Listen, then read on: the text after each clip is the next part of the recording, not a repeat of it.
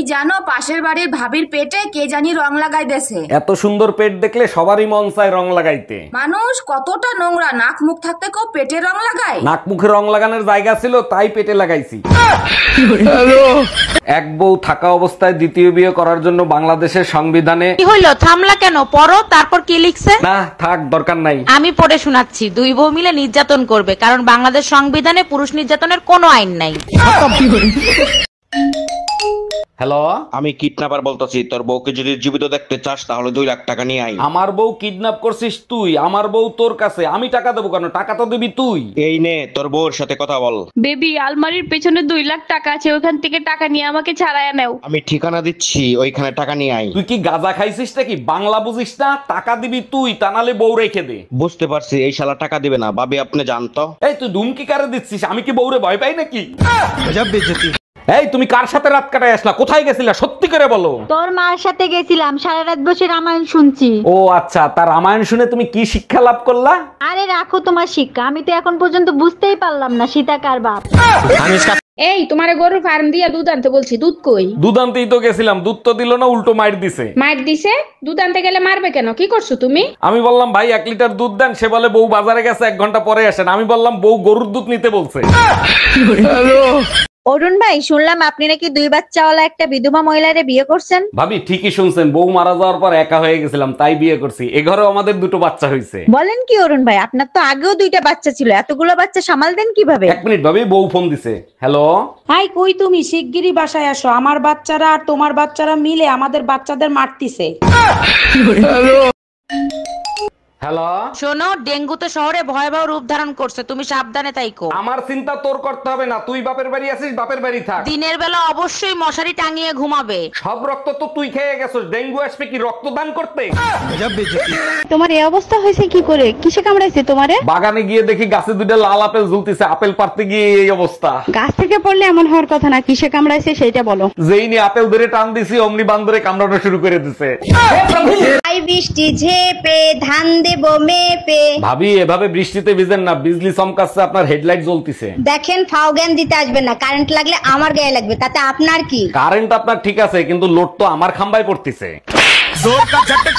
Hello Google, বউকে উড়াদুরা পিটাইতে চাই, কেমনে পিটাবো? বউকে পিটায় কাপুরুষে, আর বউ যে ফাঁক পাইলেই উড়াদুরা পিটায়। বউয়ের হাতে মার খায় মহাপুরুষে।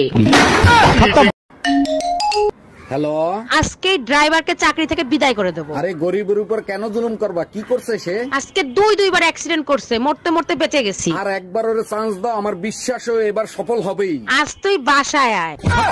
আচ্ছা বলো তো, দুনিয়ার সবকিছুতে ভেজাল আছে, শুধু একটা জিনিসে ভেজাল নাই, সেটা কি? শোনো, দুনিয়ার সবকিছুতে ভেজাল আছে, কম আর বেশি।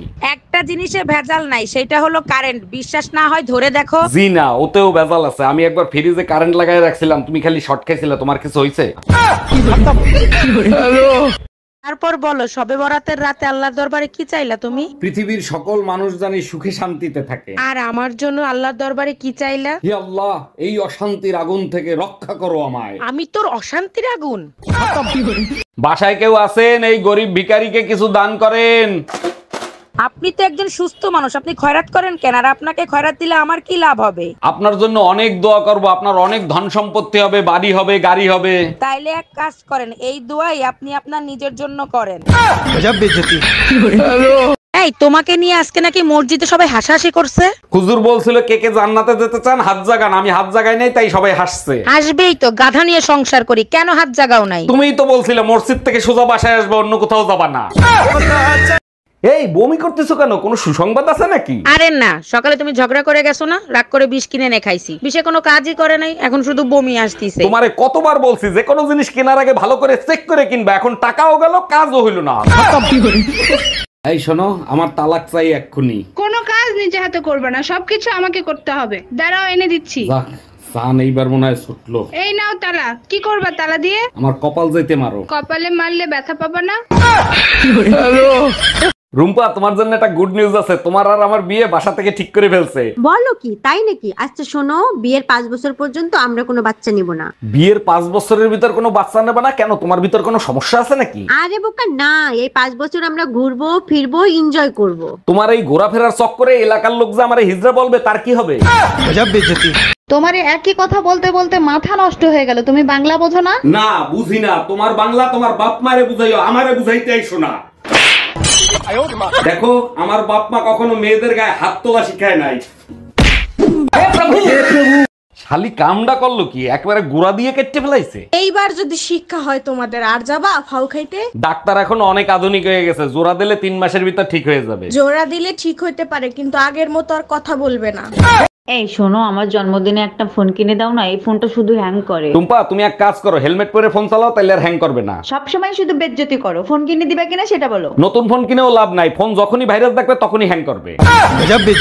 রুম্পা তোমার জন্য একটা গুড নিউজ আছে, তোমার আর আমার বিয়ে বাসা থেকে ঠিক করে ফেলছে। বলো কি, তাই নাকি? আচ্ছা শোনো, বিয়ের 5 বছর পর্যন্ত আমরা কোনো বাচ্চা নিব না। বিয়ের 5 বছরের ভিতর কোনো বাচ্চা নেবে না কেন? তোমার ভিতর কোনো সমস্যা আছে নাকি? আরে বোকা না, এই 5 বছর আমরা ঘুরবো ফিরবো এনজয় করব। তোমার এই ঘোরাফেরার চক্করে এলাকার লোক যে আমারে হিজড়া বলবে, তার কি হবে?